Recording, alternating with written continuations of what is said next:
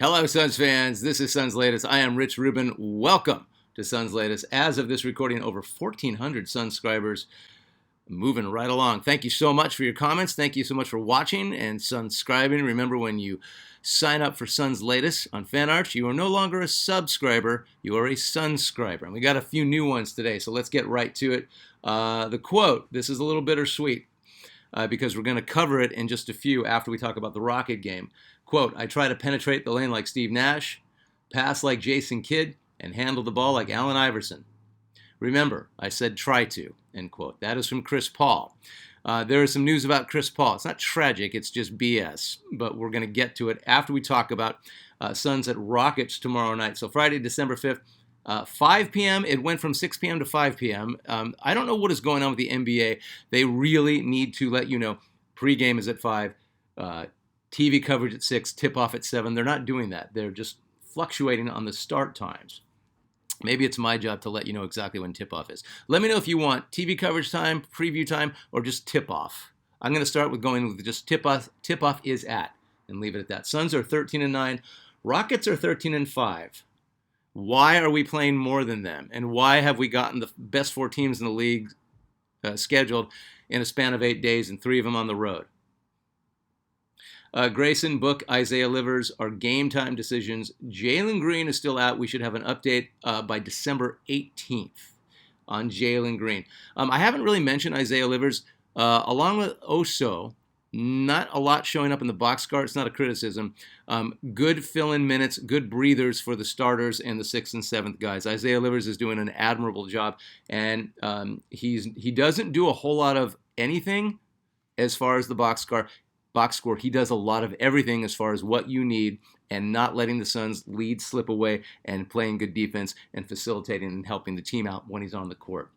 For Houston, Kevin Durant is back. He missed the first Suns-Rockets game in Phoenix. We were spent and we lost that game. We do not match up well with this team.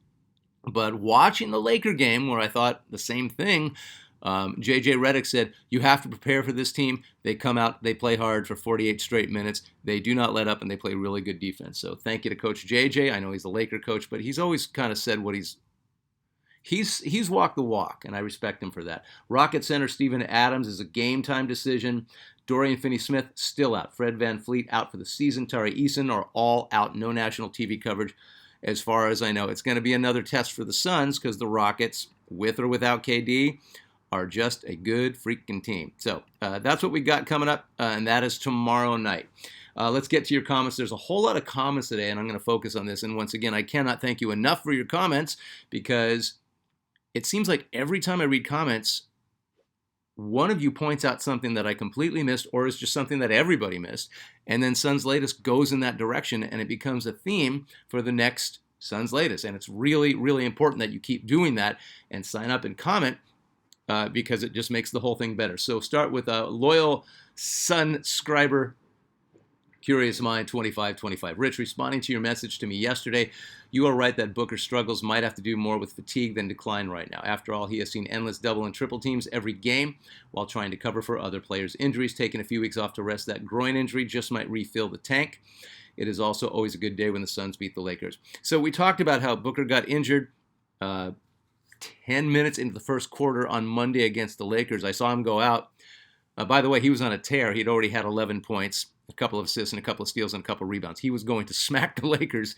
Suns won the game anyway. But, Book's the only guy that hasn't been injured all year. And Jalen Green has been out, and Grayson's been out for 2 weeks and some change.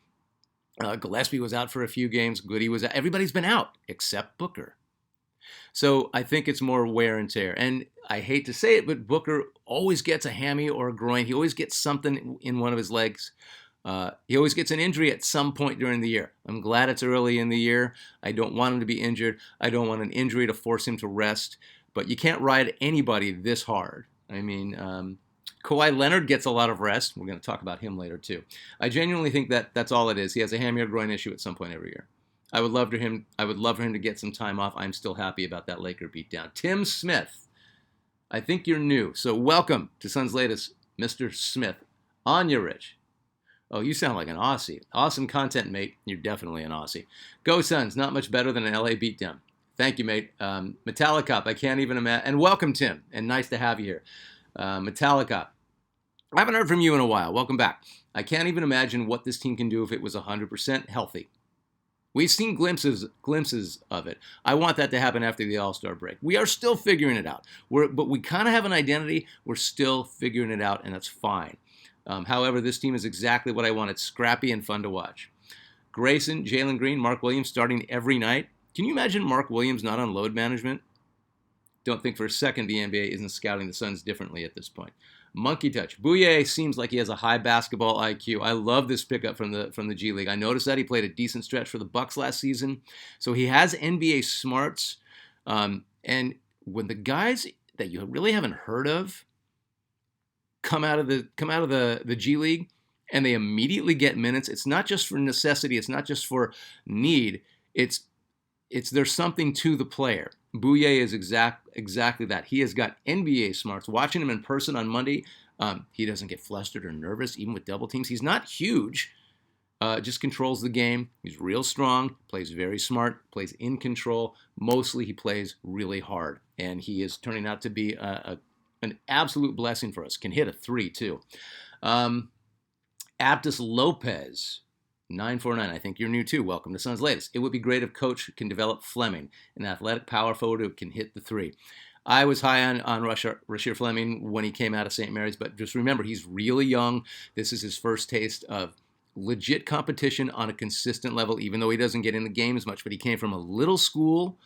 When you play at a small school, your competition really varies. And he was a good player on a small school. He can hit the three. He's active defensively. Got a great motor. But remember, it's a big, big jump to the NBA for a guy like this. And Coach Otto's doing the right thing, really making him take his time, earn his buckets, and learn while in practice. I really like what's going to go happen. I'd really like to see him develop because I think he's in the right situation to do exactly that. Relax, resell. Oh, hey, welcome back, man. I think you're a guy. Sorry. What I like about your channel, here comes a nice compliment. You don't yell the first sentence of each episode to get attention. I can shout. I just choose not to on this one unless I get really mad. You don't read X-rated super chats just because the viewer buys super chats. I don't. We're not here for that. You know what? There's so much garbage everywhere, not just on podcasts. There's just garbage everywhere. And it's easy to sift through it if you know what you're looking for. Most importantly, you can remember the Suns even before Barkley. It's not a brag, but it is. My dad was taking me to Suns games when I was 2 years old because my mom didn't want to go. One of his partners, when my dad first moved to Phoenix, he was an early investor in the Suns, so we just went to games, just sat on my dad's lap. We gave our seat to somebody else, and I got to see Connie Hawkins as a 2-year-old. And I know you don't technically have memories as a 2-year-old, but I think that's when I started bleeding purple and orange. Call it what you want. Your stories and perspectives set you apart from any other Suns channel. That's really, really nice of you. I think there's a lot of us out there. I think a lot of us are showing up in the comments.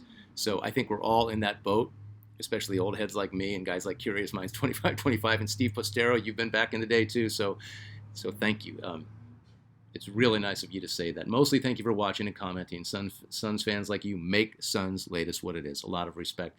Also, you asked, I resell collectibles, not real estate. A much better career to have, right? Come on. That's really cool. Winter Rose.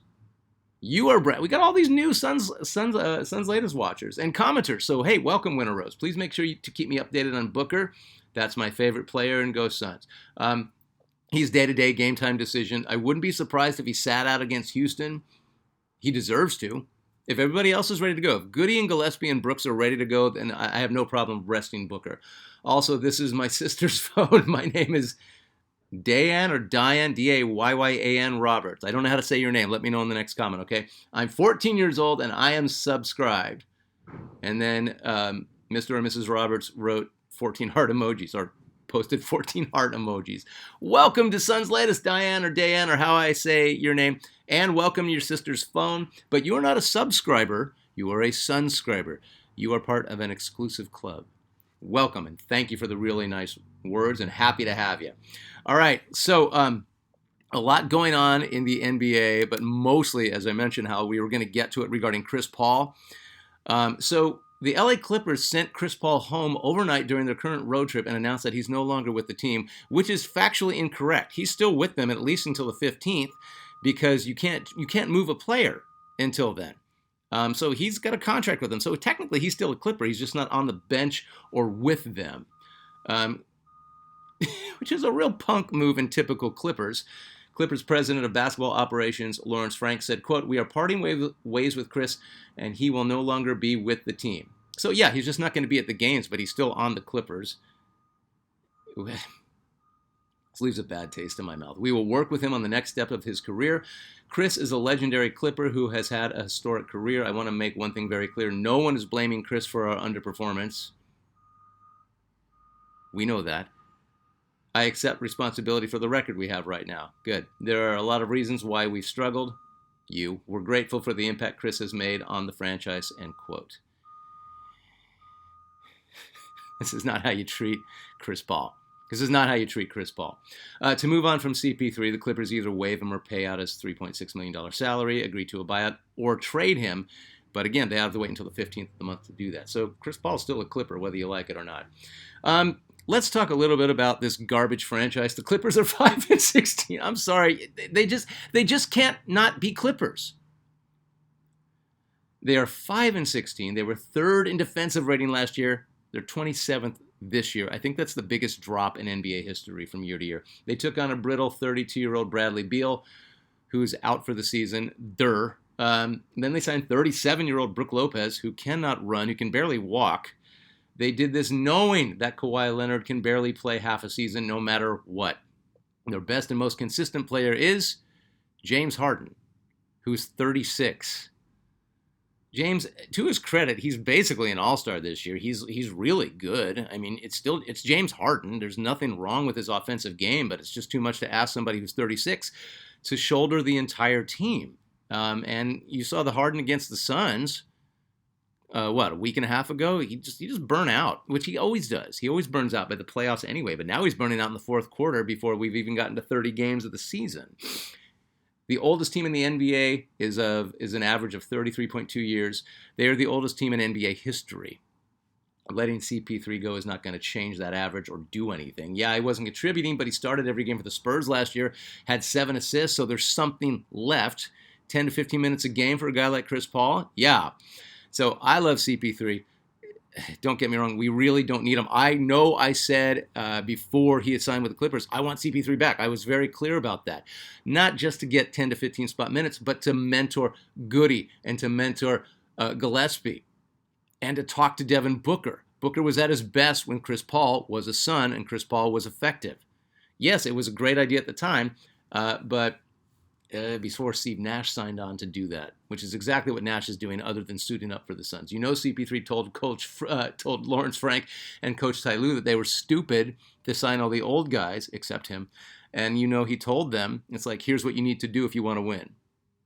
But the latest report is Ty Lue, coach of the Clippers, hasn't spoken to Chris Paul in weeks. Maybe Lawrence Frank is the problem. Maybe he does whatever Kawhi Leonard wants, defends him at all costs, traded SGA, the reigning MVP, for Paul George, because Kawhi said, if you don't get Paul George on this team, I'm going to go sign with the Lakers. That's what happens when you let players have too much power, especially somebody like Kawhi Leonard, who's odd. Great player, but he's odd. He's off. His interviews suck. Last week in a live interview after a loss to the Lakers, Kawhi recently said, and this is a quote, I watched it again this morning to make sure I got it right, "We just got to get the right lineups on the court, I guess. Get some more talent. Play with better talent. See what happens." That's a direct call out of the coach. That's a direct call out of his teammates. Then he backtracks and says, quote, "I mean like playing better. We all just got to play better." That's the end of the quote. Right after that, Kawhi Leonard was asked what Coach Lue's message to him has been. He responded with, "You can go talk to him." And then he walked away. This is your best player? This is your team leader? Kawhi Leonard hasn't learned a thing. For all practical purposes, he's washed. Tell me I'm wrong. Tell me I'm wrong. He's missed the entire 2021-22 season. He missed 34 games last season. Since 2019, since he became a Clipper, Kawhi Leonard has played 57, 52, 52, 68, 37, and 11 games so far this year. The Clippers are a dumpster fire, and they need an enema. Clippers need to move to Seattle, become the Supersonics again. I'm telling you, they can't get the stink of the LA Sports Arena off of them. They cannot. They cannot. You do that to Chris Paul, I'm done with you. No benefit of the doubt. They used to compete with the Lakers. They didn't win a title, but for like 7 years, they stomped the crap out of the Lakers. Lob City, Chris Paul, show some freaking respect. God, what a dumb organization. All right, legend of the day, Super Sub. See, I told you I would yell if I got frustrated enough. This was thought of by Sunscriber Nevetsov, and a great idea.